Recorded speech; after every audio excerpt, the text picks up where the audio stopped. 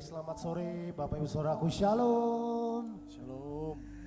Shalom Bapak Ibu Saudaraku, apa kabar? Semua dalam keadaan baik, amin. Semua karena anugerah Tuhan. Tepuk tangan dulu buat Tuhan Yesus. Boleh sama-sama kita bangkit berdiri Bapak Ibu Saudaraku. Kita mau memuji-muji, merayakan kebaikan Tuhan dalam hidup kita. Sorakan haleluya. Haleluya. Tepuk tangan sama-sama, come on.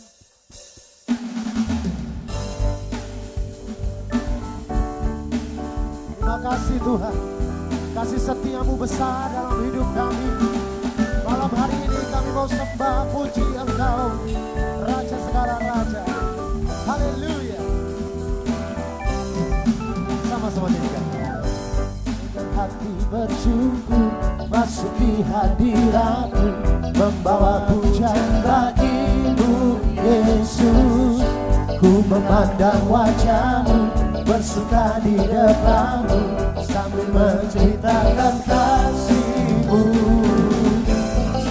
Ku mengangkat tanganku, bersorak-sorai bagi kebaikanmu. Engkau baik, sangat baik, kasih setiamu tak pernah berubah. Engkau baik, sangat baik, kasih setiamu tak pernah berubah.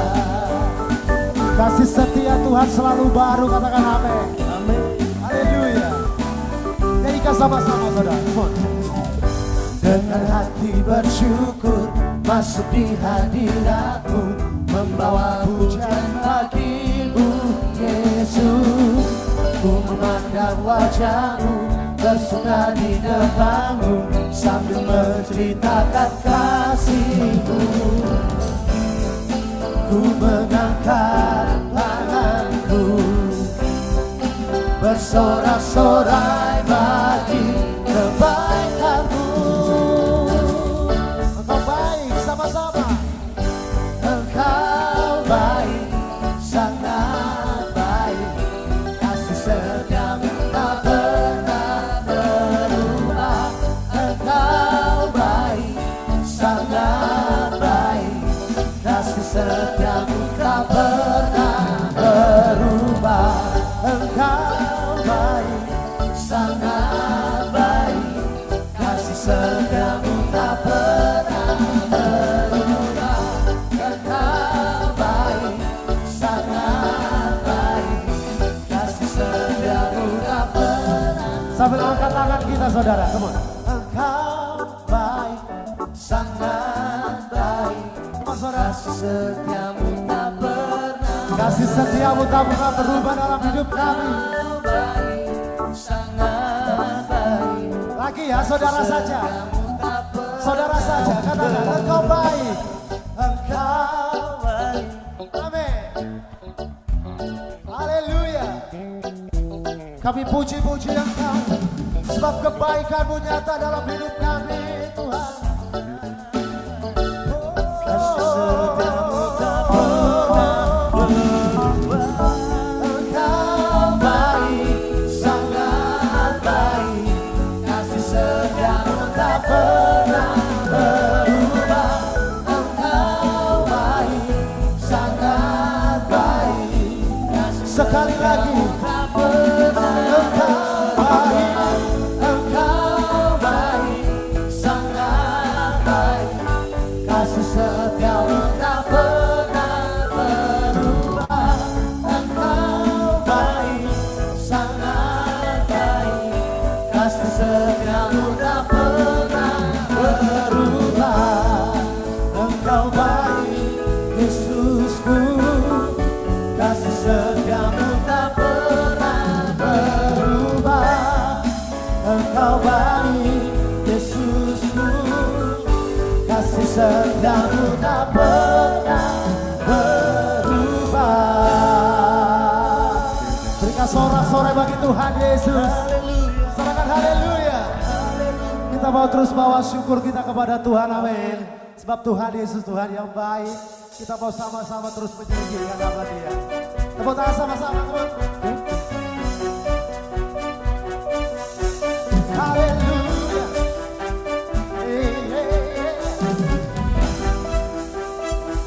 Tepuk tangan sama-sama bagi Tuhan kita kembali. Kami bawa syukur kami kepadamu Tuhan, sebab perbuatanmu besar ya Tuhan. Haleluya. Kita nyanyi sama-sama, bersyukurlah. Bersyukurlah kepadanya, bawalah pujian baginya, sebab Dia Raja, Dia yang perkasa. Tuhanlah kekuatanku, mazmur dan keselamatanku, Dia penolongku, yang beri hidup. Percaya seluruh semesta sujud menyembah.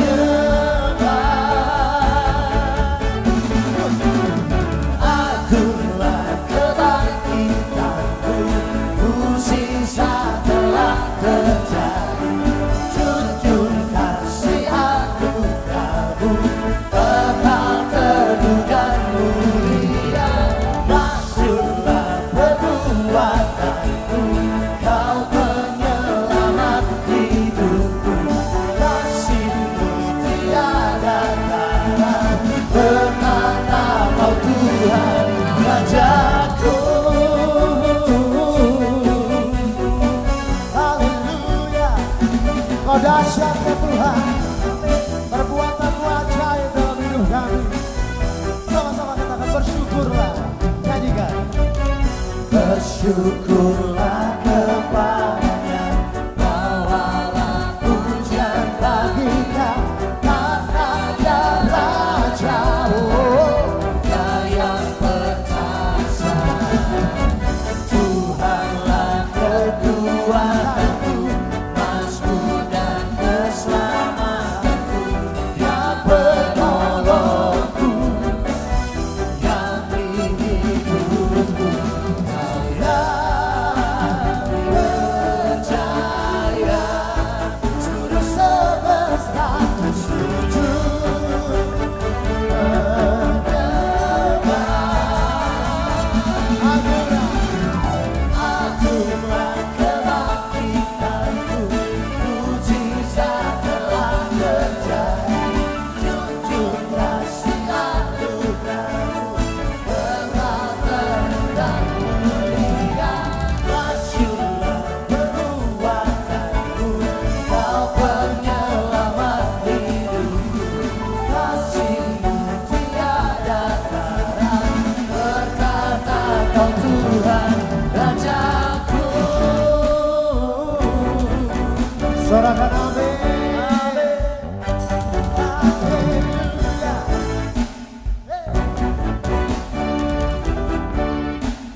Tuhan yang kita sembah, Dia hidup selama-lamanya. Dia ajaib, Dia menyelamatkan kehidupan setiap kita, katakan amin. Haleluya. Angkat tangan sama-sama Tuhan.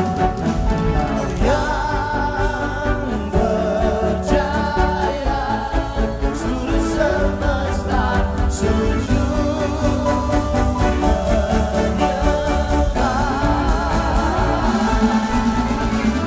Akulah kebangkitanku, musisah telah terjadi.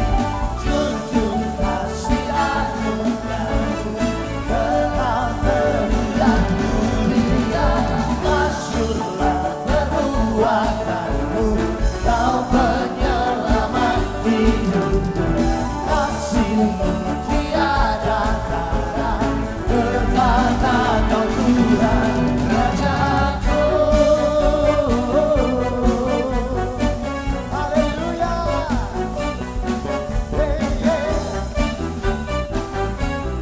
Mari berikan sorak-sorai kemuliaan hanya bagi Tuhan Yesus. Sorakan haleluya. Haleluya.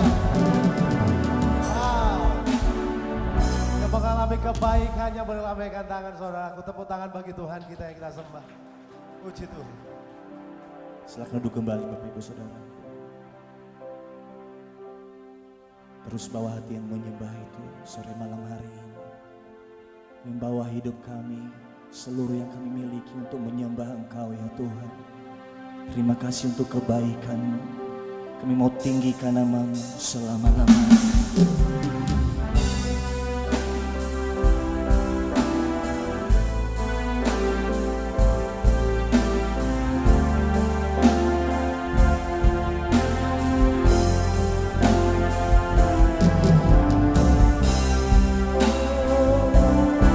Besar kebaikan-Mu ya Tuhan.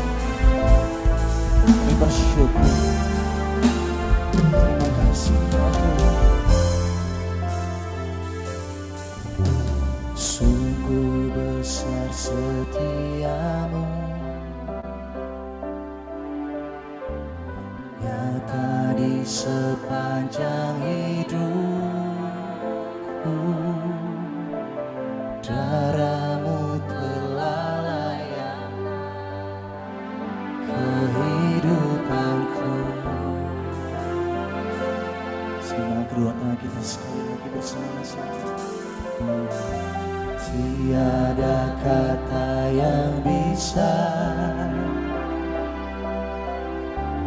lukiskan indahnya Kau Tuhan.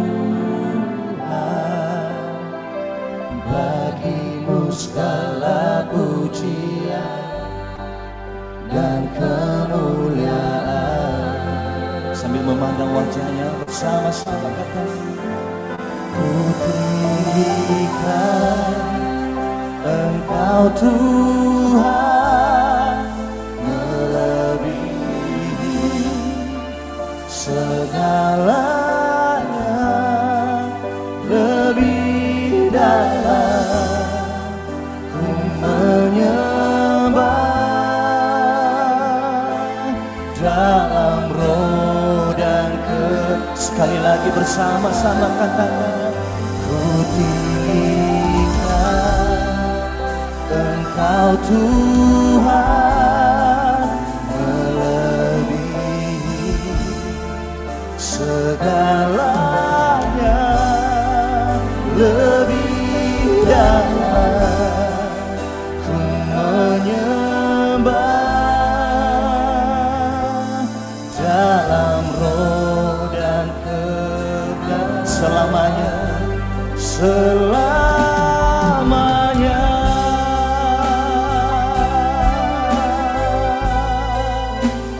Tepuk tangan sekali lagi buat Tuhan Yesus yang baik.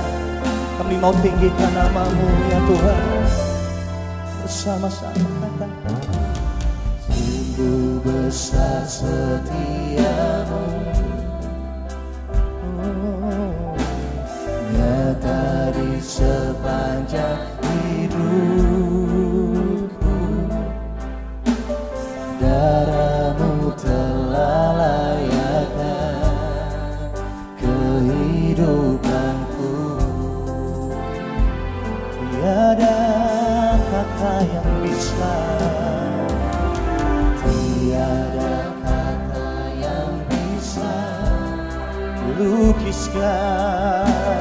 lukiskan indahnya Kau Tuhan. Bagi-Mu segala pujian, hormat dan kemuliaan selama-lamanya, selama-lamanya. Kedua tangan kita, ku tinggikan Engkau Tuhan, melebihi segalanya, lebih dalam ku menyembah dalam roh. Sekali lagi dengan iman percaya, ku tinggikan Engkau Tuhan, melebihi segalanya, lebih dalam ku menyembah dalam roh dan kebenaran selamanya. selamanya.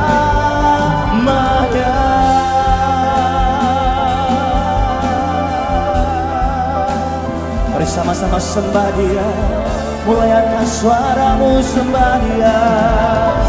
Kami tinggikan Kau selamanya ya Tuhan, Kau segalanya, tiada yang lain, hanya nama-Mu selama-lamanya. Biar nama-Mu saja yang ditinggikan, biar nama Yesus yang dimuliakan selama-lamanya. Oh, ya nama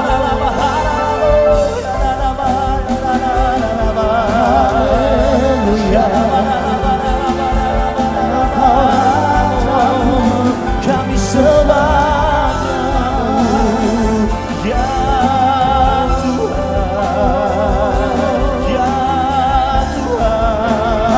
untuk selamanya.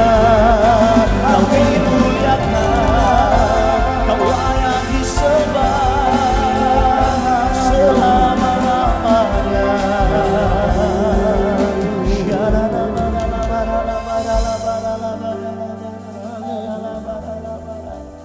Kami tinggikan nama-Mu, sebab Kau layak ya Tuhan. Tiada yang lain selain nama-Mu Tuhan. Kau segala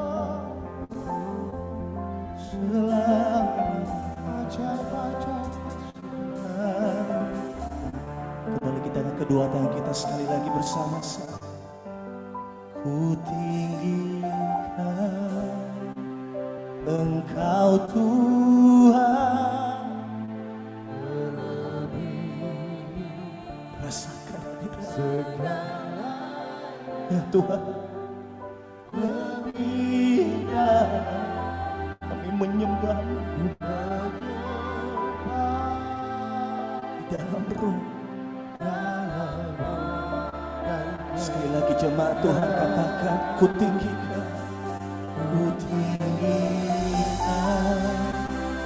Engkau Tuhan,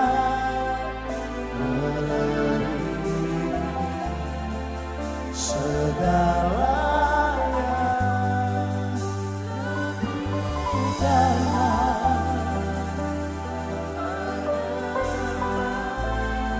dalam roh dan kebenaran.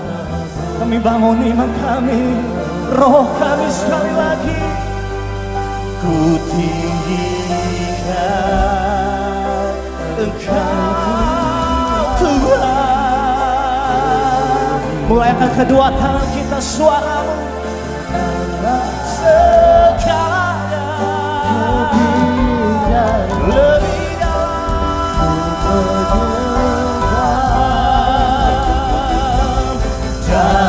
roh dan katakan selamanya, selamanya. Tepuk tangan sama-sama lebih lagi. Ku tinggikan Engkau Tuhan,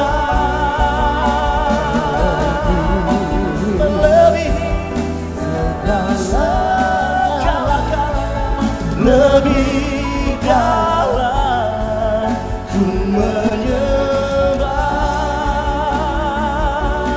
Dalam sekali lagi dalam hadirat bersama-sama, ku tinggikan Engkau Tuhan, melebihi segalanya, lebih dalam ku menyembah.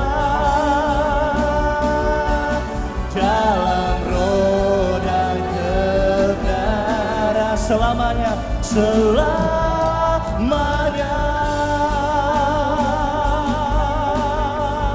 Sekali lagi kita sembah Dia sama-sama, angkat suara kita sembah Dia.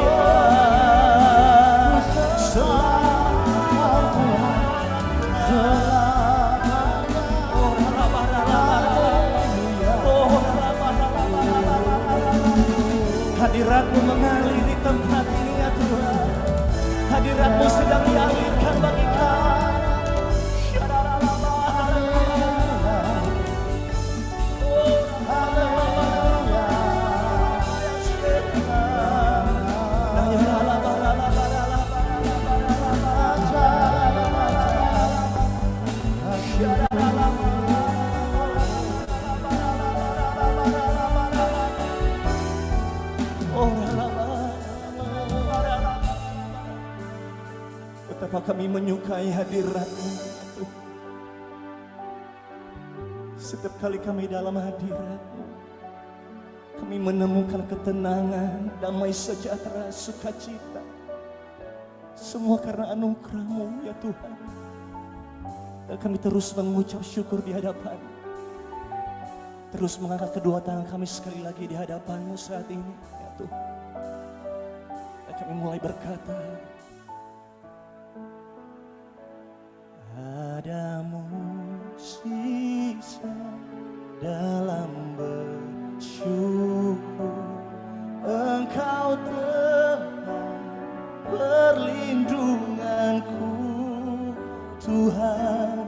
Imanku tetap teguh dalam-Mu, ku menang, ku menang. Ada mukjizat dalam bersyukur. Sambil lagi berdiri bersama-sama Bapak Ibu Saudara, angkat kedua tangan bersama. Tuhan, imanku tetap teguh dalam-Mu, ku menang, ku menang. Sekali lagi bersama. Ada mukjizat dalam bersyukur, Engkau tepat perlindunganku Tuhan. Imanku tetap teguh dalam-Mu, ku menang. Mulai yakini bersama-sama, terima sekali lagi. Ada mukjizat, ada mukjizat dalam bersyukur, Engkau tepat perlindunganku Tuhan. Imanku tetap teguh dalam-Mu, ku menang, ku menang, ku menang, ku menang, ku menang, ku menang bersama-Mu.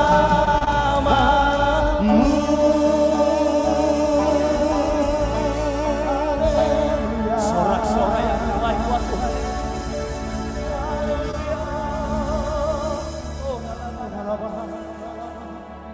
Bersama-sama angkat kedua belah tangan kita saudara, dengan iman. Ada mukjizat saudara saja. Ketika engkau menaikkan syukur kepada Tuhan, mukjizatnya sedang dicurahkan bagi setiap kita. Pertolongan, anugerahnya yang selalu baru Tuhan nyatakan dalam hidup kita saudara.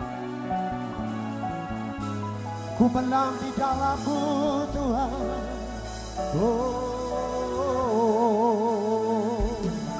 Ada mukjizat dalam bersyukur, Engkau tepat perlindunganku Tuhan.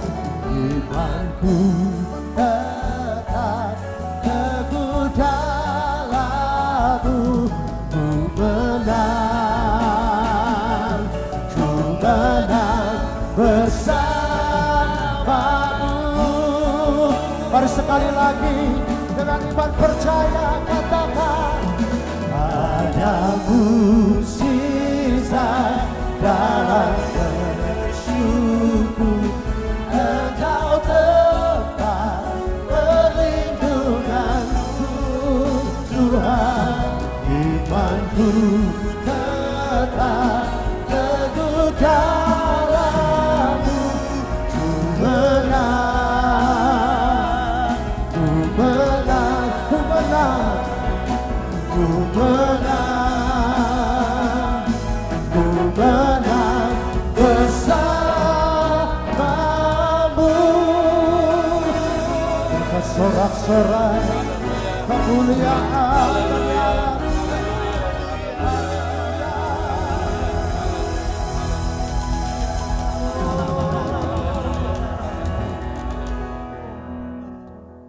bersyukur malam hari ini kami ada di tempat ini. Karena Engkau sendiri telah hadir. Raja di atas segala raja itu berkenan hadir di tengah-tengah umatnya. Tuhan yang maha mulia, yang layak menerima segala pujian, hormat, dan kemuliaan. Kami panjatkan kehadirat-Mu ya Tuhan, karena Engkau lah yang layak menerima semuanya itu. Tuhan, kami percaya setiap kali Engkau hadir kami selalu diberkati. Sebab itu saat ini juga kami akan diberkati oleh-Mu. Berbicaralah ke tengah-tengah kami Tuhan. Pakai lidah bibir hamba-Mu untuk menyampaikan kebenaran firman-Mu. Apa yang menjadi kehendak-Mu dan rencana-Mu. Kuasai hamba-Mu sepenuhnya oleh Roh Kudus-Mu.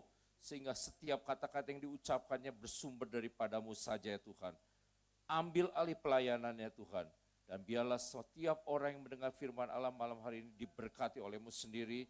Dan diimpartasikan kehidupan Kristus yang memampukan kami untuk melakukan apa yang kami dengar. Terpujilah Engkau Tuhan, kami serahkan bagian yang kudus dan mulia ke dalam tangan-Mu, di dalam nama Bapa dan Tuhan Yesus dan Roh Kudus, kami sudah berdoa mengucap syukur. Mari yang percaya katakan amin. Silakan duduk. Shalom. Selamat malam saudara-saudara semuanya, puji nama Tuhan. Terima kasih Pak David sudah mempercayakan saya untuk pelayanan tempat ini. Saya kalau melayani di sini rasa di keluarga sendiri. Oh, ada Kenneth juga sama Mary. Puji Tuhan. Ya, ketemu ya. Ini anak-anak PA saya semua. Puji nama Tuhan. Ya, saya akhir-akhir ini digerakkan untuk bicara soal ini, Saudara. Sebetulnya saya juga enggak terlalu bukan pendidikan saya di sini ya. Masalah eskatologi itu ya. Tetapi masalahnya sekarang itu berseliweran di internet kabar-kabar kan sekarang ya. Katanya tanggal 23 September bulan ini Tuhan Yesus mau datang. 23, 24, ya kalau benar nggak apa-apa juga ya. Apa masalahnya gitu? Ada yang keberatan? Ya nggak apa-apa ya. Ya lebih cepat lebih baik. Berarti kan kita semuanya tidak mengalami kematian ya. Wow, puji Tuhan ya. Ngapain kita harus mati susah-susah ya. Kalau memang, tapi kan kita tidak tahu ya. Saya sendiri tidak tahu, apakah begitu tidak tahu. Kalau saya tanya ya ada juga pendeta yang mengatakan katanya nanti tahun 2033. Kenapa? Katanya karena nunggu 2000 tahun setelah gereja lahir kan. Gereja lahir itu ke Pentakosta tahun 33 Masehi. Jadi kalau sampai 2000 tahun ya 2033 gitu ya. Ya puji Tuhan juga, betul enggak? Ya puji Tuhan juga, saya tidak tahu. Jadi memang ada pendapat-pendapat di mana Tuhan Yesus akan datang sebelum tribulasi atau masa kesengsaraan. Ada yang mengatakan Tuhan Yesus datang di tengah masa kesengsaraan. Ada yang mengatakan Tuhan Yesus datang setelah melewati masa kesengsaraan. Ya kalau saya terserah Tuhan, saya juga nggak tahu mana yang benarnya ya. Karena semuanya juga ada ayatnya, masalahnya begitu. Tetapi yang penting adalah kan sebetulnya kita harus bersiap-siap saja. Ya kalau kita dalam keadaan bersiap-siap, anytime, kapanpun dia datang nggak menjadi masalah kan. Mau datang sekarang, mau datang besok, mau datang nanti. Kalau sudah siap nggak ada ruginya. Ya, gini saudara, kalau kita mempersiapkan sesuatu, ternyata misalnya kita pikir, oh 3 hari lagi atau 5 hari lagi. Tapi kita udah siap nih, ternyata pas 3 hari kejadian, kita rugi nggak? Enggak, karena kita sudah bersiap. Nah itu orang yang bersedia tuh begitu. Ya. Kalau datang kecepatan, nggak rugi kitanya. Nah, tapi ada lagi, masih lama, nanti saja dia nggak bersiap-siap. Ternyata Tuhan datang lebih cepat daripada yang dia pikirkan. Rugi nggak dia? Rugi. Ya. Jadi seperti itu. Jadi kalau kita bersiap, nggak ada ruginya. Ruginya apa masalahnya? Ya, aduh saya udah capek-capek siap, Tuhan Yesus nggak datang. Terus kenapa? Betul nggak? Ya, nah, jadi seperti itu. Memang ada yang ada yang bilang kan gini, katanya karena orang Yahudi itu percaya bahwa mereka dapat jatah 6.000 tahun katanya, sejak penciptaan itu. Dan mereka juga percaya bahwa dalam 6.000 tahun itu dibagi 28 musim. 28 musim itu terdapat di dalam Pengkhotbah pasal 3. Jadi kalau Pengkhotbah pasal 3 itu kan mengatakan untuk segala sesuatu ada waktunya. Nah kalau saudara katanya hitung, kata ada waktunya, semuanya ada 28. Gitu. Dan waktu yang terakhir itu ada waktu perang, ada waktu damai di ayat yang terakhir itu. Nah, kalau 6.000 katanya dibagi 28 itu 214, koma sekian lah, 214 ya. Nah, sekarang tuh kan tahun Yahudi itu tahun 5.785 sekarang tuh. Nanti tanggal 23 Desember jadi 5.786. Kalau 6.000 kurangi 5.786 itu 214. Berarti dia kan the final season. 214 terakhir kan. Dan di sini sebutnya ada waktu damai. Jadi rupanya Israel tuh mau ngejar nih masa damai. Makanya sekarang dia perangnya habis-habisan. Gila-gilaan. Wah, hajar-hajaran. Musuhnya dihajarin semua gitu kan. Ya, supaya apa? Nanti begitu tanggal 23 September ini kan tahun barunya dia, ya, Rosh Hashanah itu. Dia udah damai, begitulah ceritanya, ya. Nah, jadi ada yang ngitung seperti begitu. Dan masalahnya gini, sekarang tuh kan sidang umum PBB ya, bulan September ini. Nah, 142 negara sudah mendukung kemerdekaan Palestina. Jadi kemungkinan untuk dapat damai itu adanya solusi dua negara. Solusi dua negara akan dipaksa Israel untuk menandatangani. Satu tempat ada dua negara, Palestina sama Israel harus berdampingan. Sehingga akan dipaksakan perjanjian damai itu. Sehingga ada damai yang semu, nggak pengen tapi dipaksakan. Ya. Nah kalau itu memang terjadi, itu terjadi yang di Daniel pasal 9 ayat 25. Ya, raja itu akan membuat perjanjian berat sebelah 7 tahun katanya. Ya. Kalau memang 7 tahun dari 2025 sampai 2032 loh. Itu enggak? 7 tahun tuh. 2025, 2032 gitu perjanjian. Dan mungkin kompensasinya untuk perdamaian ini Israel boleh membangun bait suci. Boleh membangun bait suci. Dan kalau sampai bait suci itu dibangun, ya udah kejadian. Karena antikristus itu akan berdiri di bait suci. Dia kan perlu panggung, betul enggak? Perlu panggung. Nah kalau memang itu betul juga, maka cuma ada 3,5 tahun katanya. Yang benar-benar baiknya itu.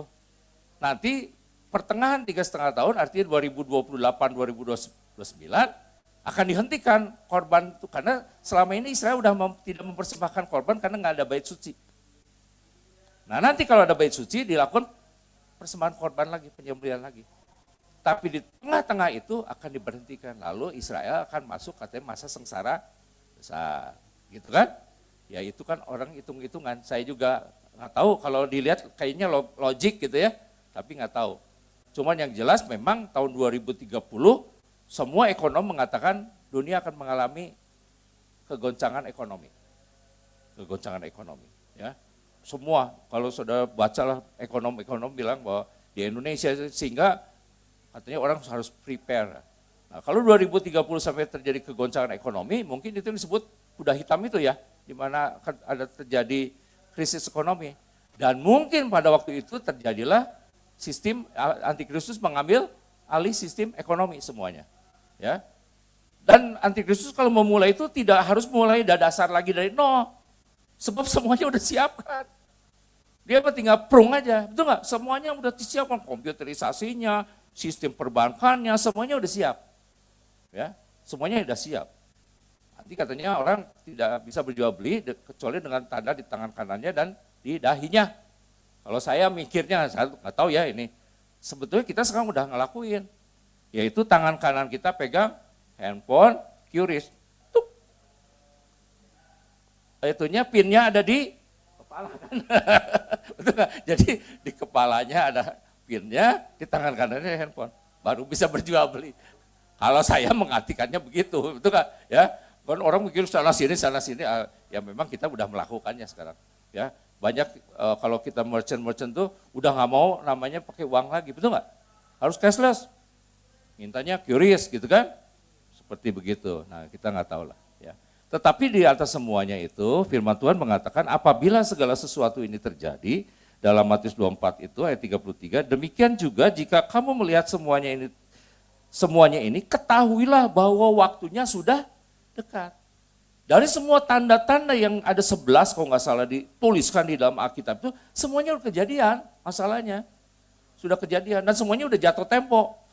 Betul nggak? Ya, kalau tahun 32 itu Israel 84 tahun sejak dari tahun 48. Yakub itu dikasih nama Israel pada usia umur 84. Kalau sampai kejadian itu 2032 jatuh temponya. 2033 ya gereja jatuh tempo gitu kan. Betul nggak? Ya 2000 tahun. Ya itu kan hitungan-hitungan manusia. Ya. Tetapi katanya demikian juga jika kamu melihat semuanya ini, ketahuilah bahwa waktunya sudah dekat, sudah diambang pintu. Karena itu, nah ini penting, berjaga-jagalah sebab kamu tidak tahu pada hari mana Tuhanmu datang. Sebab itu hendaklah kamu juga siap sedia, karena anak manusia datang pada saat yang tidak kamu duga. Jadi apa yang kewajiban kita sekarang? Prepare, bersiap sedia. Ya. Nah, saya memperhatikan ada dua golongan orang Kristen. Kita nggak usah nuduh orang-orang, mending periksa sendiri. Ya. Golongan yang pertama saya sebut golongan yang kecolongan. Saya tidak tahu saudara mau kecolongan. Kecolongan itu kayak tadi, dia pikir masih lama, ternyata kejadiannya lebih cepat daripada dia duga. Itu kecolongan, kan itu enggak? Dan dia orang yang merugi. Cirinya apa? Kalau saya bilang dalam firman Allah mengatakan ini, Matius 24 ayat 38-39. Sebab sebagaimana mereka pada zaman sebelum air bah itu, makan dan minum, kawin dan mengawinkan, sampai kepada hari Nuh masuk ke dalam bahtera. Dan mereka tidak tahu akan sesuatu sebelum air bah itu datang dan melenyapkan mereka semua, demikian pula lah halnya kelak pada kedatangan anak manusia. Golongan kecolongan ini yang pertama adalah tidak tahu kan segala sesuatu, tidak tahu. Ditanya, "Tenyaho, sugan teh mau datang." Nah gitu kan, itu orang kecolongan, betul nggak? Orang kecolongan kan gitu, tidak tahu kan segala sesuatu. Sehingga apa? Ya makan, minum, kawin dan mengawinkan. Business as usual.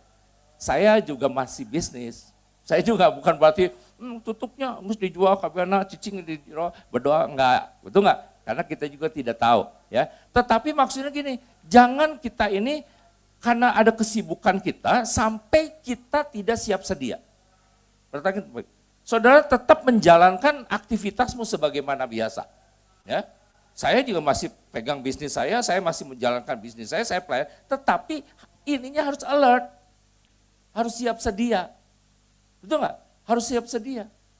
Ya, nanti saya akan kasih tahu apa langkah-langkah yang disebut siap sedia itu. Jadi yang pertama, jangan sampai kita tidak tahu apa-apa. Karena banyak yang tidak tahu itu karena nggak mau tahu. Masalahnya itu, tidak tahu karena nggak mau tahu.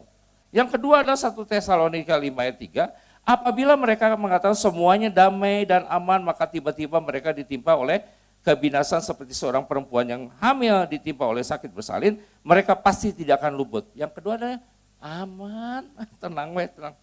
Mau anak mau. Wah itu bahaya tuh. Orang yang selalu nganggap, nggak akan apa-apa. Biasa kok dari dulu, zaman dulu aja kita udah dengar udah cerita dari zaman saya masih muda tuh namanya cerita kedatangan Tuhan udah sering. Tapi tidak datang-datang masalahnya gitu kan. Sehingga nggak mau apa. Nah ini juga masalahnya gini, Israel tuh nanti akan aman. Kalau memang nanti betul ya, makanya kita lihat nanti nih. Kalau betul-betul terjadi penandatanganan perjanjian damai, ya benar yang dia omongin. Ya urut-urutannya seperti itu nanti. Ya, tetapi kalau tidak ya sudah nanti nunggu lain kali kesempatan lagi, betul nggak? But at least kita tahu dan prepare, betul nggak? Nah, jadi jangan sampai damai-damai, nanti orang Israel akan damai. Karena katanya musim terakhir itu 214 tahun terakhir, mereka menyebutnya orang Yahudi, itu sebutnya ada waktu untuk damai. Sebelumnya ada waktu untuk perang, sekarang kan perang kan. Nanti ada waktu untuk damai, mereka itu capek. Dunia itu capek, dengernya kita itu capek, betul nggak? Ngedengerin terus, nggak ada habis-habisnya. Dan kalau kita lihat sekarang intensif sekali loh. Mereka melakukan serangan darat, seperti itu. Kenapa? Ngejar target, karena kalau bisa sebelum nanti hari raya tahun baru udah damai. Musuh-musuhnya udah dikalahin gitu. Jadi yang kedua adalah yang orang yang ngerasa damai. Bukan kita nggak boleh tenang loh, ya. Tetapi kita harus alert. Ada peribahasa katakan silent before the storm katanya. Keheningan sebelum badai. Itu hati-hati. Kalau kita ngerasa nyaman-nyaman, hati-hati. Ya. Makanya ini mesin doanya kudu jalan. Kudu jalan terus. Ya, walaupun kita ngerasa kayaknya nggak ada masalah apa-apa lah. saya juga hari ini nggak punya masalah apa-apa kalau saya tanya. Betul nggak? Rumah tangga saya baik-baik, bisnis saya baik-baik, pelayanan saya berjalan, everything is okay. Tapi saya tidak mau menganggap itu sampai saya kecolongan. Ya. Yang ketiga adalah 2 Petrus 3:3. Yang terutama harus kamu ketahui adalah bahwa pada hari-hari zaman akhir akan tampil pengejek-pengejek dengan ejekan-ejekannya, yaitu orang-orang yang hidup menurut hawa nafsunya. Nah ini yang kecolongan juga nih, karena mereka itu pengen hidup dalam hawa nafsu, lagi nikmat-nikmatnya, menikmati kesenangan dunia. Tong datang ayeuna, keur ayeuna gitu kan, lagi asik-asiknya nih. Lalu mereka bahkan sampai mengejek. Wah dulu juga, dari dulu tuh cerita gitu udah bosen saya dengernya. Ya, Tuhan Yesus mau datang, nggak datang-datang. Tetapi sebetulnya mereka tuh tidak pengen Tuhan Yesus datang karena mereka sedang menikmati kesenangan dunia. Nah ini saya bilang 3 kriteria orang yang kecolongan. Oke, kita harus introspeksi diri. Apakah saya termasuk di dalamnya? Mudah-mudahan tidak. Ya. Nah sekarang adalah golongan yang siap sedia. Dalam Matius 24 ayat 43 dikatakan, tetapi ketahuilah ini, jika tuan rumah tahu pada waktu mana, pada malam hari pencuri akan datang, sudahlah pasti ia berjaga-jaga dan tidak akan membiarkan rumahnya dibongkar. Ini yang tahu waktunya. Kira-kira nih, maksudnya nggak ada yang tahu pencuri datang. Tapi ini biasanya kan pencuri itu datang jam 3-an katanya. Kenapa? Jadi puncak malam itu jam 3. Kalau jam 12 orang masih nonton TV. Gitu ya. Kalau jam 3 tuh pergantian jaga, betul nggak? Nah biasanya kan maling-maling jam segituan. Nah kita ini kayaknya udah lagi puncak-puncaknya dunia kegelapan. Hati-hati. Nah itu orang yang tidak kecolongan, ya, yang siap sedia. Dia tahu sehingga dia berjaga-jaga. Ya. Nah 1 Tesalonika 5 ayat 4, tetapi kamu saudara-saudara, kamu tidak hidup dalam kegelapan. Sehingga hari itu tiba-tiba mendatangi kamu seperti pencuri. Kita ini tidak hidup dalam kegelapan dalam hal ini tidak hidup dalam dosa dan juga tidak hidup dalam ketidaktahuan. Nggak tahu apa-apa. Jelas kok tanda-tandanya, betul nggak? Jangan kita bilang, saya kok nggak tahu apa-apa ya. Aduh deh, jangan ketinggalan begitu dong, gitu, betul nggak? Ya, tahu, cobalah nengok keluar. Kejadiannya udah nyata sekarang itu, betul nggak? Jadi kita ini bukan orang yang tidak tahu apa-apa. Ya. Nah, Wahyu 3:10, karena engkau menuruti firmanku dan untuk tekun menantikan aku, maka aku pun akan melindungi engkau dari hari pencobaan yang akan datang atas seluruh dunia untuk mencobai mereka yang diam di bumi. Hal yang ketiga, yang orang yang tidak kecolongan itu adalah orang yang menuruti firman Allah dan tekun menantikan kedatangan Tuhan. Jadi kita ini harus hidup dalam ketaatan. Udah tidak zamannya lagi, kita tidak jadi orang Kristen yang pelanggar. Ngelanggar ini, ngelanggar itu, enggak. Kita harus hidup dalam ketaatan. Itu enggak? Ya, sebab kalau enggak kita jadi orang yang kecolongan. Harus hidup dalam ketaatan dan tekun menantikan kedatangan Tuhan. Artinya apa? Kalau bukan hari ini, mungkin besok. Kalau bukan besok, mungkin besoknya. Itu namanya tekun. Bukan lalu, udah mau datang lah, tekun datang syukur gitu. Wah itu bahaya orang itu, betul gak? Ya, kita tidak boleh seperti itu. Nah sekarang penting, apa yang harus kita lakukan kalau kita memang orang-orang yang bersiap? Yang pertama saya bilang begini, walaupun kita sudah ditebus dosanya oleh Tuhan Yesus, kita masih bisa berdosa nggak? Masih. Jikalau orang mengatakan tidak berdosa, maka dia sedang jikalau orang mengatakan, jika kita berkata bahwa kita tidak berdosa, maka kita menipu diri kita sendiri. Dan kebenaran tidak ada di dalam kita. Tetapi jika kita mengaku dosa kita, maka Allah itu setia dan adil. Ia pasti akan mengampuni kita. Nah kalau kita tahu seperti itu, mari kita beberes tiap hari. Saya yakin walaupun kita ini bersih hidupnya, pasti mandi tiap hari, betul nggak? Rumah juga disapu tiap hari ya. Nggak ada yang bilang, besok juga kotor, kayaknya tahun harap. Nggak ada, betul. Atau besok juga keringetan lagi, ya udah minggu depan aja mandinya. Kan nggak ada, betul nggak? Tetap aja kita sama. Walaupun kita sudah ditebus oleh Tuhan Yesus, betul nggak? Secara sempurna, kita masih berdosa loh. Dengan pikiran kita, dengan hati kita, dengan perkataan kita, dan perbuatan kita. Apa salahnya sih kita minta ampun setiap hari sama Tuhan? Tuhan ampuni saya. Hari ini mungkin saya sudah salah dalam berkata-kata, dalam berpikir, saya khawatir Tuhan, saya cemas. Karena kekhawatiran itu menunjukkan ketidakpercayaan kita sama Tuhan, betul nggak? Minta ampun. Ya, firman Tuhan dalam Yesaya pasal 1 ayat 8, kalau tidak salah dikatakan ini, marilah kita berperkara. Meskipun dosamu merah seperti kirmizi, aku akan menyucikannya putih seperti salju. Kalau ada pengampunan, kenapa kita tidak minta ampun? Betul nggak? Kalau Tuhan nggak mau minta ampun, ya jangan minta ampun. Ngapain akan diampuni, betul nggak? Nah kalau Tuhan udah membuka pintu pengampunan, kenapa kita tidak minta ampun dan berdamai dengan Tuhan setiap hari? Betul nggak? Supaya kita dalam keadaan siap. Jadi kalau saya bilang, saya tahu saya udah diampuni dosanya, tapi saya tahu tiap hari juga saya bisa berbuat salah. Maka saya tidak akan bilang, udah diampuni. Tidak, saya bilang Tuhan ampuni. Karena ada ayatnya, jikalau kita mengaku dosa kita, Allah setia dan adil. Betul nggak? Tiap hari, kalau kita berdoa, ampunilah dosa kami. Sebagaimana kami mengampuni orang yang bersalah kepada kami. Kan betul nggak? Seperti itu. Nah, yang kedua adalah berdoa dan berjaga. Kita sekarang itu harus berdoa sambil berjaga-jaga. Dalam Efesus 6 ayat 18 kata, berdoalah setiap waktu di dalam roh dan berjaga-jaga di dalam doamu itu. Kita akan berdoa gini, Tuhan, jadilah kehendak-Mu. Datanglah kerajaan-Mu. Jadilah kehendak-Mu di bumi seperti di surga. Kita mintanya seperti itu. Ya, itu dalam doa kita. Tuhan persiapkan saya. Doa dong, betul nggak? Persiapkan saya Tuhan. Kalau memang kau datang di dekat, persiapkan saya, hati saya. Supaya saya jangan terhanyut dengan dunia ini. Ya, itu ada permintaan doa kita. Kita berdoa sambil berjaga-jaga. Ya. Yang ketiga adalah rajin beribadah. Dalam Ibrani 10 ayat 25 dikatakan, janganlah kita menjauhkan diri dari pertemuan-pertemuan ibadah kita seperti yang dibiasakan oleh beberapa orang. Tetapi marilah kita saling menasihati dan semakin giat melakukannya menjelang hari Tuhan yang mendekat. Jadi jangan jadi orang tukang bolos lagi. Biarin gereja mah minggu depannya masih buka.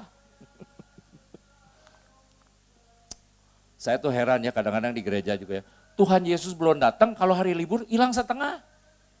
Mana? Di Pangandaran, Sugante udah ada pengangkatan, bukan? Wah seperti itu, ya nggak apa-apa ya. Tapi bayangkan kalau kan kadang-kadang liburnya banyak, libur deh. Teteh gereja tuh, wah, apakah Tuhan Yesus sudah datang nih? Saya ketinggalan, bukan? Ternyata ada ke Pangandaran. Jadi orang seperti itu. Tapi kalau saya bilang nih, mari jangan kita membiasakan diri meninggalkan ibadah kita. Betul nggak? Ini kan perintah Tuhan, apalagi menjelang kedatangan Tuhan yang semakin dekat, semakin rajin. Jangan didiskon ibadahnya, betul nggak? Ya. Nah, yang keempat adalah setia melayani. Dalam Matius 24 ayat 46, berbahagialah hamba yang didapati tuannya melakukan tugasnya itu ketika tuannya datang. Saudara, kita pengen loh, pada waktu Tuhan Yesus datang, kita sedang melayani. Bukan jadi pengangguran. Ya, ada banyak pengangguran rohani. Ya, ingat itu perumpamaan Tuhan yang cari pegawai, udah sore-sore masih nyari, betul? Masih nyari.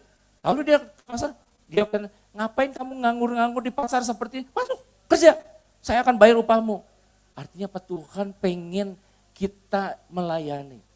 Ya, saya udah pernah bilang, banyak orang Kristen itu sebetulnya bukan takut mati, malu mati. Malu, kenapa? Kalau ketemu Tuhan, nggak punya muka. Karena Tuhan katanya, setelah aku menyelamatkan engkau, setelah aku membayar keselamatanmu dengan nyawaku sendiri, apa yang kau lakukan? Apa yang kau lakukan untukku? Aku mati untukmu. Engkau apa yang lakukan? Iya Tuhan, nyata, ya itu saya nggak, jangan gitu, betul nggak? Ya, jangan. Marilah kita giat. Apa saja yang bisa di pelayanan itu tidak selalu begini loh saudara. Apa saja yang kau lakukan ya untuk kepentingan orang lain demi nama Tuhan, itu namanya pelayanan. Apapun yang kau lakukan untuk kepentingan orang lain loh, bukan diri sendiri. Tapi demi nama Tuhan, kau sudah melayani. Ya, ini ada orang sok bolos wae, bisa dijemput ku saya. Mana cuma jemput, dia pelayanan enggak? Pelayanan. Betul enggak? Ah saya mah teu bisa nanaon, ekstra salaman we. Khotbah teu bisa, senyum mah bisa pan? Ya udah senyum we gitu kan. Betul enggak? Pelayanan enggak? Pelayanan. Jadi saya bilang ada lagu ada banyak kerja katanya. Betul enggak? Sebetulnya kalau kita mau kreatif ada banyak pelayanan itu loh. Tidak selalu kudu nongkrong kayak di sini di depan ngomong, tidak selalu atau main musik ya puji Tuhan. Tapi kita bisa at least kita bisa berdoa. Betul nggak? Berdoa syafaat. Berdoa syafaat itu pelayanan. Ada yang bilang malah seorang yang berdoa syafaat itu di kamar doanya lebih hebat pengaruhnya daripada pengkhotbah yang berdiri di mimbar. Iya, betul nggak? Karena ini langsung ngomong sama Tuhan loh. Betul nggak? Kalau khotbah kan ngomong sama orang, dia ngomong ngadu sama Tuhan loh. Tuhan dengar, Tuhan kerja. Ya, tapi bukan berarti oh kalau gitu nggak ada yang khotbah, semuanya berdoa. Ya begitu juga betul. Ada masing-masing ya seperti itu. Oke? Ya. Jadi marilah kita menjadi orang yang setia melayani. Ya, saya udah melayani 40 tahun lebih dari tahun 78, berarti akhirnya tahun 2025 ya. 47 tahunnya. 47 tahun loh saya melayani. Ya. Dan saya belum pernah meninggalkan. Tidak pernah meninggalkan pelayanan saya. Pos saya jagain. Ya. Apapun yang saya bisa lakukan saya kerjakan. Pokoknya saya mau melayani. Ya. Jadi kita pengen menjelang kedatangan Tuhan, dialah kita didapati sedang pelayanan. Hatinya sedang melayani. Ya. Nah yang kelima adalah rajin berbuat baik. Filipi 4 ayat 5, hendaklah kebaikan hatimu diketahui semua orang, Tuhan sudah dekat. Betul nggak? Kesempatan ini yang kita nggak tahu berapa lama kita punya, apa yang kita lakukan? Mari berbuat baik. Saya udah pernah bilang, kalau pengen bahagia tuh gampang. Ya bahagiain orang lain. Kalau kita membahagiakan orang itu bahagia kan? Waktu orang bahagia kita ngelihatnya bahagia nggak? Bahagia. Oh berarti kalau gitu gampang dong. Kebahagiaan ada di tangan saya. Betul nggak? Yaitu sebanyak-banyaknya kita membahagiakan orang lain. Bahagiakan pasangan kita, anak-anak kita, kakak kita, orang tua kita. Bahagiakan mereka. Pasti kita bahagia kok. Ya, ketika kita nolong orang aja, orang yang seneng. Kita bahagia loh. Loh kalau gitu kebahagiaan itu ada di tangan kita loh, genggaman tangan kita. Nggak usah berdoa Tuhan saya pengen hidup yang bahagia. Ya lakukanlah itu. Apapun juga yang kau mau orang lakukan padamu, lakukan itu terlebih dahulu. Itu cara kita mendapat kebahagiaan. Marilah berbuat baik menjelang kedatangan Tuhan. Yang keenam, ini penting, hidup penuh Roh Kudus. Nggak ada.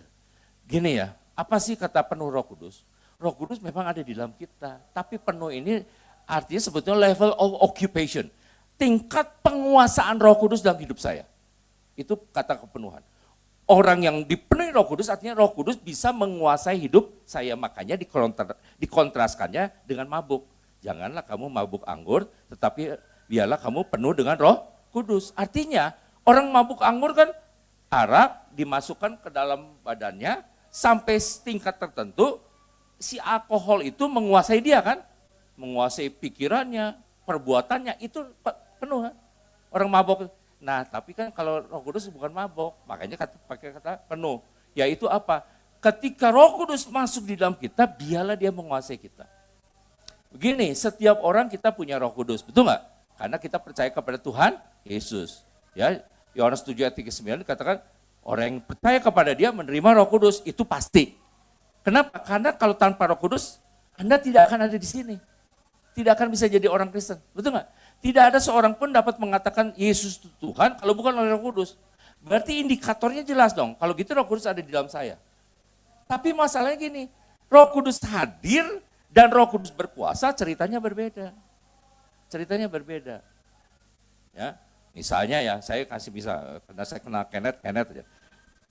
Saya bisa undang Kenneth, datang ya ke rumah saya. Oh, kok David yang panggil, datang kan? Nah, waktu dia datang dia ke rumah saya, masuknya diamnya di mana deh?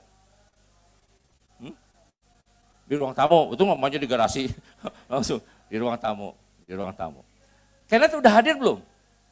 Udah. Ada nggak di rumah saya? Ada. Dia berkuasa nggak? Tidak berkuasa. Betul nggak? Karena saya tidak memberinya kekuasaan. Betul nggak? Kenneth, duduk di sini ya, jangan kemana-mana loh. Betul nggak? Ya dia duduk. Tetapi lain cerita gini, Kenneth saya mau pergi nih untuk waktu yang lama.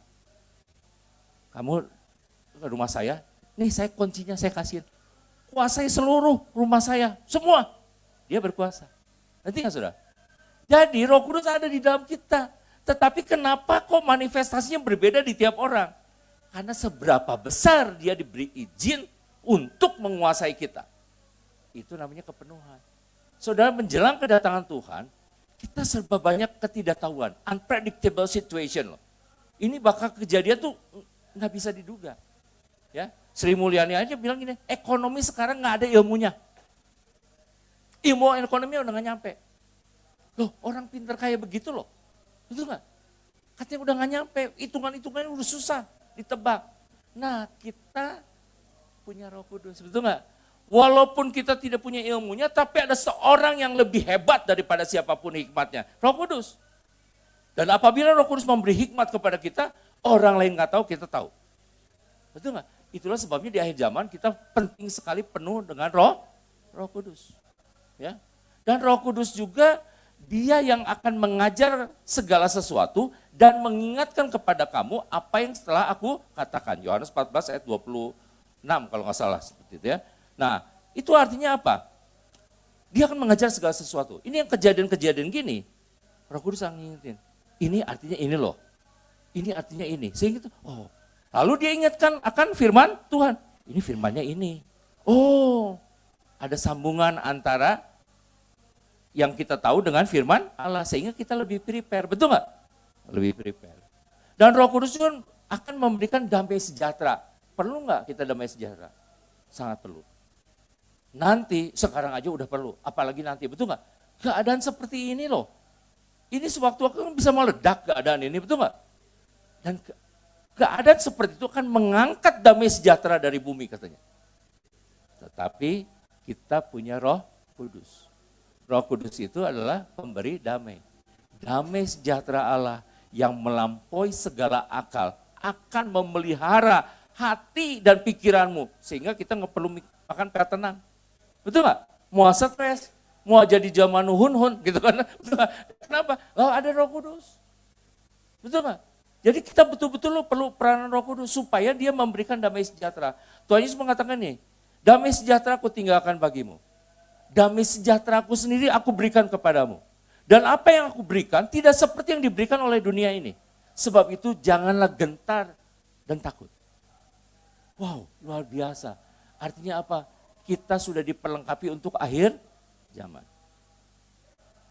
Dan saya bilang gini, Roh Kudus itu akan menginsafkan kita loh kalau sesuatu akan terjadi.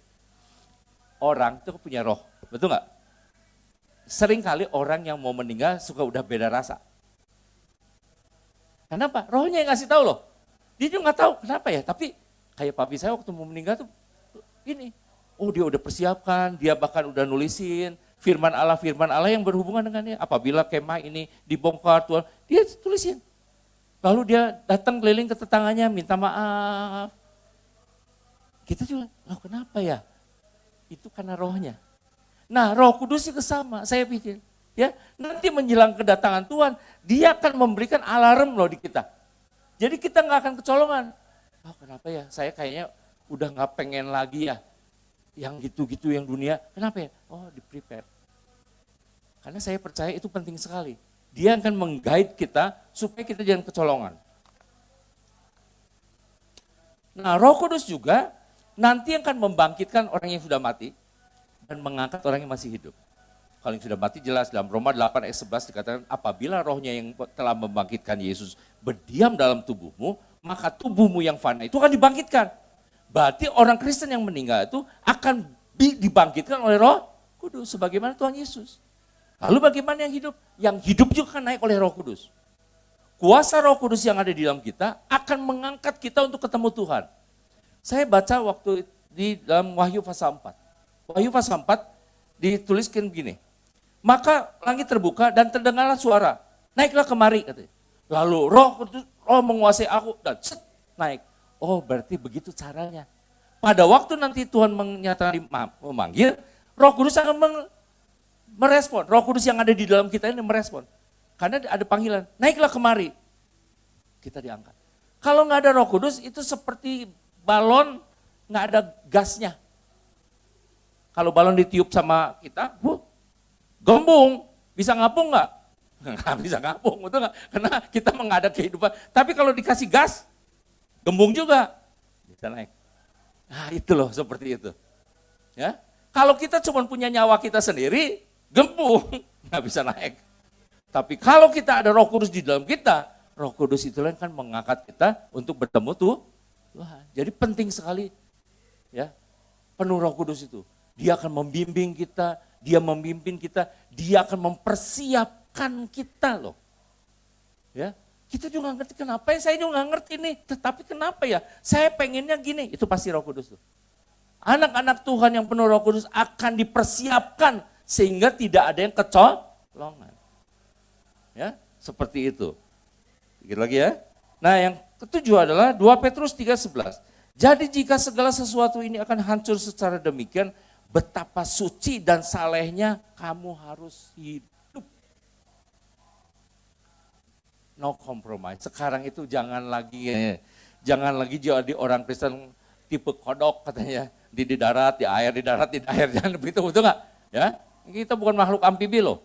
Ya, jangan lagi pakai dua muka, di muka malaikat, di muka setan gitu kan. Ada jangan. Kalau di gereja mukanya malaikat KB, nanti kalau dia dibuka, wah jangan seperti itu ya. Mendua muka itu tidak. Orang Kristen cuma satu, betul nggak? Kita memandang dengan tanpa wajah dan tanpa selubung, nggak ada selubungnya. Ya, kita jangan berpura-pura. Kita harus hidup suci. Artinya apa? Kita tidak lagi menyukai dosa. Ya, kita harusnya tuh jadi orang Kristen udah enek loh sama dosa itu. Ya, jangan asik sama dosa. Betul nggak? Minta Roh Kudus. Roh Kudus bikin saya itu sebel sama dosa itu. Bikin saya itu nggak suka. Betul nggak? Nggak ada yang lagi kok kalau ini dosa nggak? Ya pikirnya malu sendiri. Itu betul. Masa yang gitu orang Kristen udah harusnya nggak gitu. Dia harusnya Roh Kudus membimbing dia loh. Membimbing dia. Betul nggak? Untuk hidup suci dan saleh. Saleh itu artinya beribadah. Yang kedelapan adalah tadi Wahyu 3:10 taat. Karena orang taat kata karena engkau menuruti firmanku dan tekun menantikan aku, maka aku akan menyelamatkan kamu dari pencobaan yang datang di atas seluruh dunia untuk mencobai mereka yang diam di bumi. Artinya apa? Kita akan diselamatkan. Hanya orang taat yang akan diselamatkan. Betul nggak? Sebab itu jangan jadi orang Kristen yang tidak taat. Ya. Yang terakhir adalah terus beritakan Injil sampai Tuhan Yesus datang. Ya. Menurut Wycliffe Bible Society, sekarang itu Injil sudah bisa diakses 98% oleh penduduk dunia. Dulu orang nyelundupin ini loh, kan ada Open Doors, yayasan Open Doors, nyelundupin Alkitab ke daerah-daerah komunis sampai di penjara, sampai ditangkepin, digebukin. Sekarang nggak perlu, udah ada aplikasinya di handphone, betul nggak? Mau sampai di negara yang anti Kristen pun orang bisa ngedownload Alkitab loh. Bisa nonton di YouTube, bisa cari ada semuanya. Jadi sekarang udah tidak bisa dibatasi. Makanya katanya 98% dunia udah bisa dijangkau oleh Injil. Tinggal orangnya mau tidak. Betul gak? Sekarang semua orang.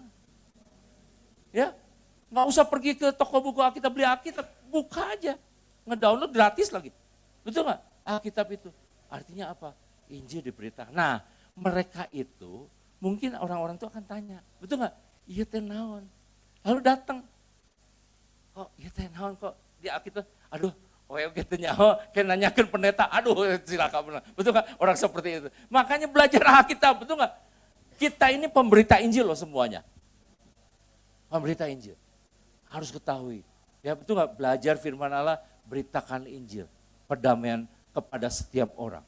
Aku menyertai kamu sampai kepada akhir zaman. Ya. Nah, Tuhan janji di akhir zaman dia akan membedakan nasib kita. Ya, dalam Maleakhi pasal 3 itu dikatakan, aku akan membedakan mana orang yang beribadah, mana orang yang tidak beribadah. Mana yang takut akan Tuhan, mana yang tidak takut akan Tuhan.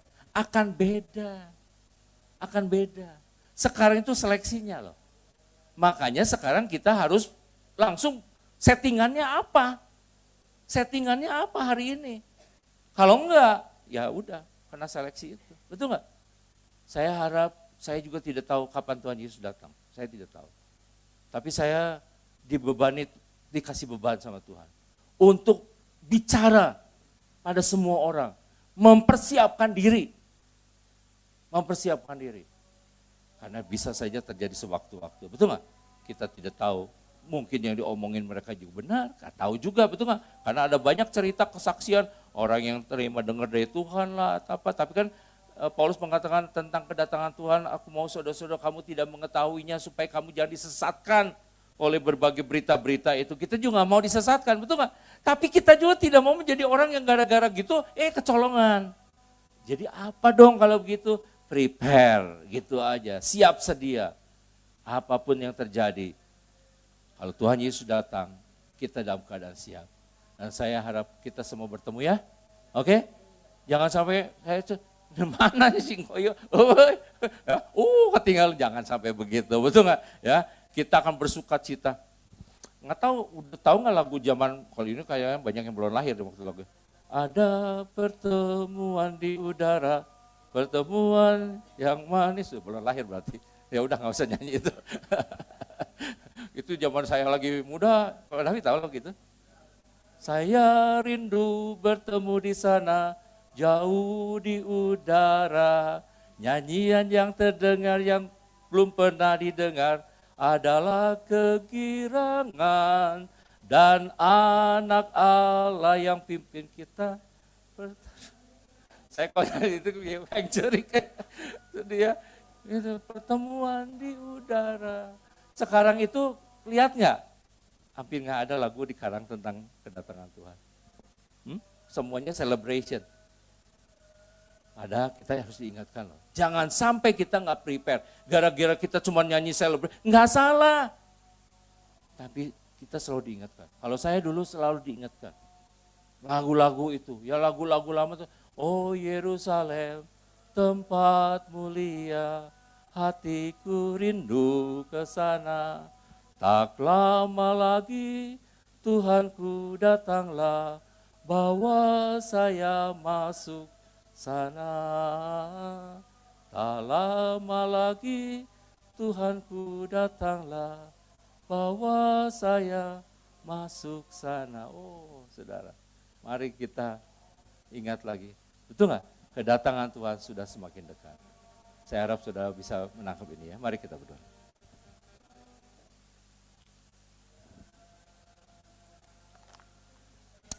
Tuhan Yesus, hamba-Mu sudah menyampaikan kebenaran firman-Mu. Hamba percaya ini adalah kehendak-Mu supaya setiap orang tidak ada yang mengatakan tidak tahu. Tapi mereka sudah diberitahu. Hamba tidak berhutang apa-apa karena hamba sudah melaksanakan apa yang menjadi kehendak-Mu. Dan sekarang tanggung jawab masing-masing yang telah mendengar firman Allah ini. Apakah mau melupakannya atau mau menyimpannya di dalam hati? Apakah kamu menghidupinya atau meninggalkannya begitu saja? Mereka memutuskan sendiri dan mereka akan menerima segala buah dari apa yang mereka lakukan. Tolonglah kami semua untuk menjadi pelaku-pelaku firman. Terpujilah nama-Mu. Kami sekarang siap untuk masuk dalam perjamuan kudus. Tolong kami Tuhan. Di dalam nama Tuhan Yesus kami berdoa mengucap syukur. Amin. Bisa nggak ya belajar lagu tadi, Yerusalem? Gampang ya? Cuman gitu katakan, oh Yerusalem. Oh Yerusalem, kota mulia, hatiku rindu ke sana. Oh Yerusalem, kota mulia, hatiku rindu ke sana. lama lagi Tuhan ku datanglah. Tak lama lagi Tuhanku datanglah, bawa saya masuk sana. Tak lama lagi Tuhanku datanglah, bawa saya masuk sana.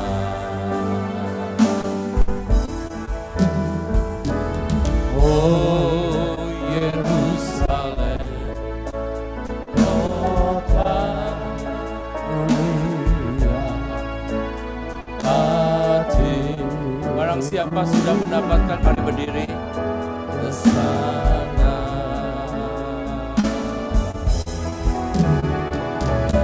Oh Yerusalem, kota mulia hati. Yes, ke sana. Katakan dengan iman. Tak lama lagi Tuhanku datanglah, bawa saya masuk sana.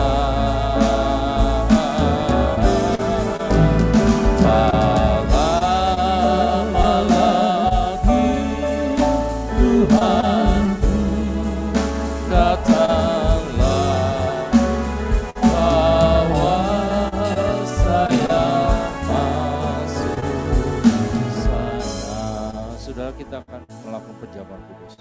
Di dalam 1 Korintus 11 ayat 26, sebab setiap kali kamu makan roti ini dan minum cawan ini, kamu memberitakan kematian Tuhan sampai Ia datang.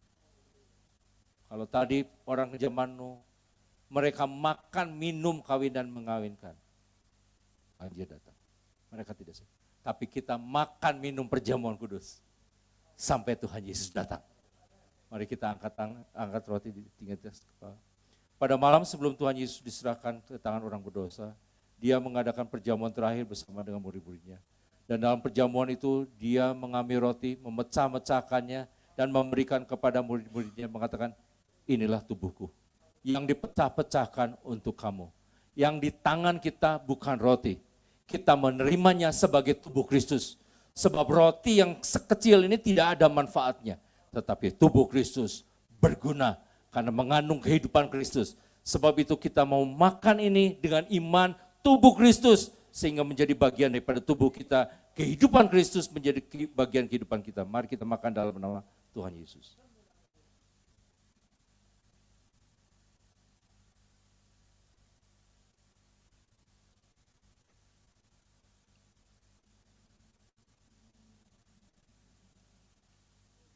Sekarang angkat cawan tinggi di atas kepala.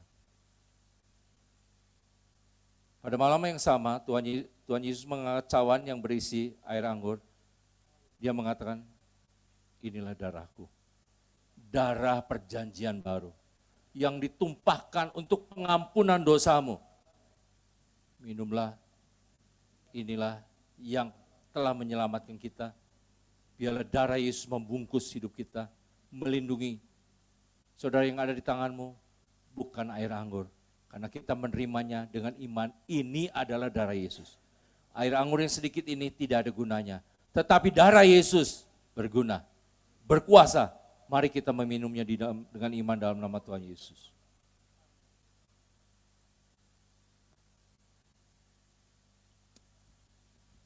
Haleluya, puji nama Tuhan, terima kasih. Mari kita berdoa. Tuhan, kami sudah makan dan minum perjamuan kudus. Kami sudah mendengar firman-Mu. Melalui perjamuan kudus, kami disatukan dengan Engkau. Engkau ada di dalam kami ada di dalam Engkau. Dan karena kami bersatu dengan Engkau, kami aman. Ketika Engkau datang, maka kami pasti ikut bersamamu.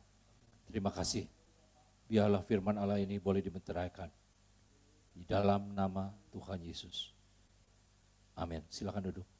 Saya silakan.